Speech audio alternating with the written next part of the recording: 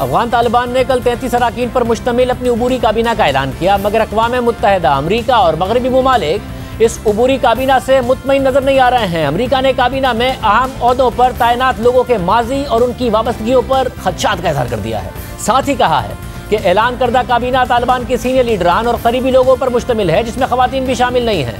امریکی state department کا کہنا ہے کہ وہ سمجھتے ہیں کہ طالبان نے یہ لسٹ ایک کیئر ٹیکر کابینہ کے طور پر پیش کی ہے، اور امریکہ طالبان کو ان کے الفاظ سے نہیں بلکہ ان کے اقدامات سے جانچے گا۔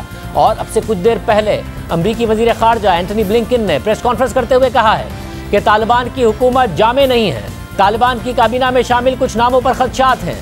طالبان کو نئی حکومت کے بعض ناموں کے لیے دنیا سے قانونی حیثیت حاصل کرنا پڑے گی، جبکہ دوسری طرف یورپی یونین نے اس پر رد عمل دیتے ہوئے کہا ہے کہ طالبان نے مختلف گروپس کے لوگوں کو حکومت میں شامل نہیں کیا۔ جن ناموں کا اعلان کیا گیا ان کے تجزیے سے بالکل ایسا نہیں لگتا کہ یہ ایک انکلوسیو کابینہ ہے اور اس میں سب کی نمائندگی شامل ہے۔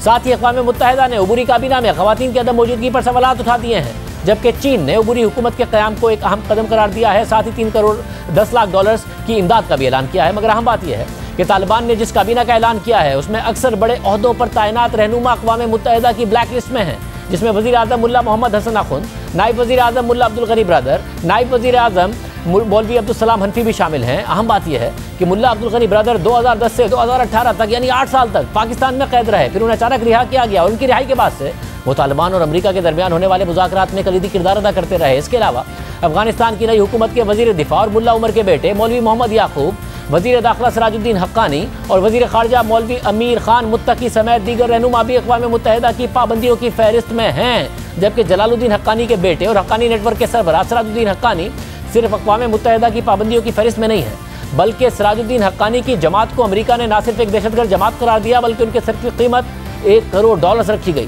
ساتھ ہی سراج الدین حقانی امریکی ایف بی آئی کے موسٹ وانٹڈ لسٹ میں بھی ہیں۔ اس کے علاوہ طالبان کی عبوری کابینہ میں 4 لوگ ایسے ہیں جو کیوبا میں امریکہ کی بدنام زمانہ گوانتانامو بے جیل میں قید رہ چکے ہیں۔ ان میں وزیر اطلاعات و ثقافت ملا خیر اللہ، نائب وزیر دفاع ملا محمد فاضل، وزیر سرحد و قبائل ملا نور اللہ نوری اور ڈائریکٹر انٹیلیجنس ملا عبدالحق واسق شامل ہیں۔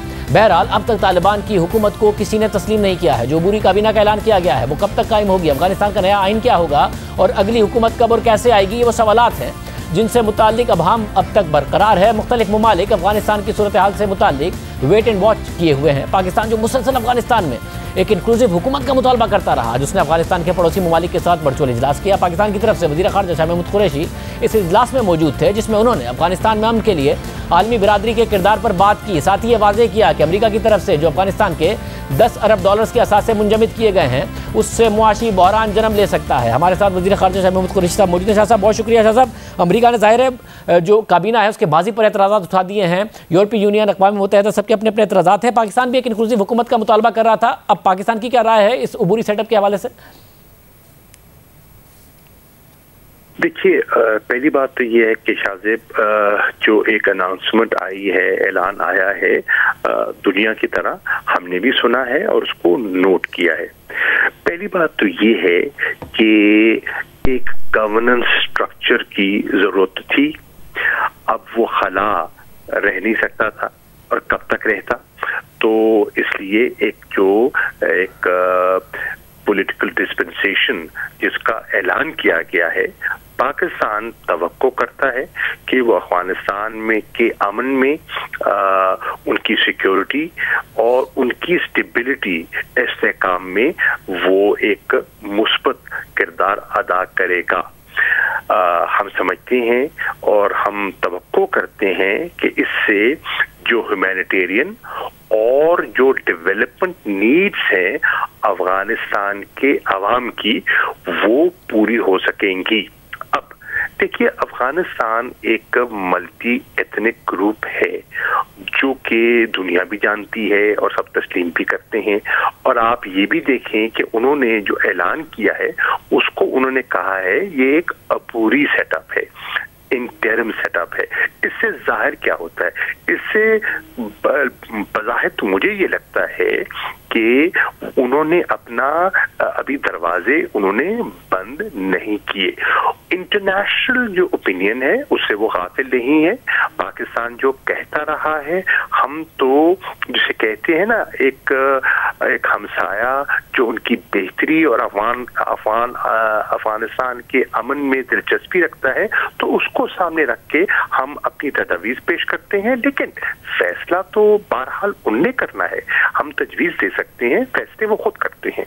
तो पाकिस्तान इस उबूरी सेटअप पर पाकिस्तान की क्या राय है, या पाकिस्तान भी जो उनकी मुस्तकिल हुकूमत बनेगी उसके ऊपर पाकिस्तान की नजरें हैं कि वो कितनी इंक्लूसिव होगी? देखिए, अभी सिचुएशन जैसे मैं कर रहा हूँ ना शाहजेब, सिचुएशन इवॉल्व कर रही है। अफगानिस्तान के बारे में लम्हा बा लम्हा डेवलपमेंट्स हो रही हैं।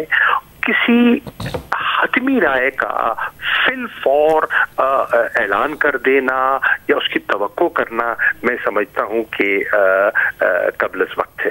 साहब, अब ज़ाहिर है अमेरिका ने 10 अरब डॉलर उनके मुजम्मिद किए हुए हैं, जिस हवाले से आपने भी राय दी कि एक बहरान पैदा हो सकता है। तालिबान कहते हैं वो चीन की तरफ देख रहे हैं। आपको लगता है कि मगरिब के साथ मुआशी ताउन बड़ा लाजमी है अगर अफगानिस्तान को आगे बढ़ना है? सिर्फ ये खित्ता या चीन उनके मसाइल नहीं हल कर सकता, आप क्या समझते हैं? देखिए, सवाल ये है कि सबको वजन करना होगा कि इंगेजमेंट की पॉलिसी कारामद रहेगी या डिसएंगेज करने से जो उनका ऑब्जेक्टिव है ऑफ पीस एंड स्टेबिलिटी वो हासिल होगा। पाकिस्तान की राय ये है कि इंटरनेशनल कम्युनिटी को जिम्मेदाराना किरदार अदा करना होगा और वो एंगेजमेंट से हो सकता है, और डिसएंगेजमेंट से वो खला पैदा होगा जिससे नुकसान हो सकता है। जिन खदशात से हम बचना चाहते हैं, अगर हम डिसएंगेज करते हैं तो उन खदशात को मौका मिलेगा वहां पांव जमाने का, और ये ना इंटरनेशनल कम्युनिटी चाहती है, ना अफगानिस्तान के पड़ोसी चाहते हैं, ना पाकिस्तान चाहता है। बहुत शुक्रिया।